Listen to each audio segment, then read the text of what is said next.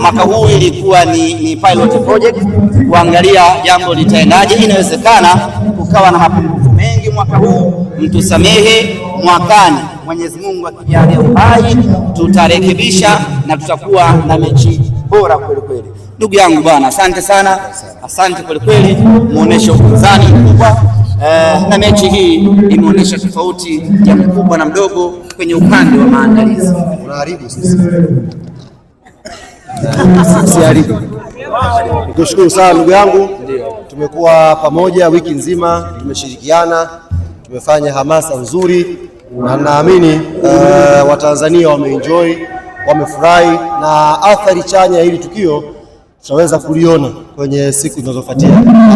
Mashabiki wa Yanga, mashabiki wa Simba tumewakumbusha leo na wao wameona na wao wameshiriki kuonyesha kwa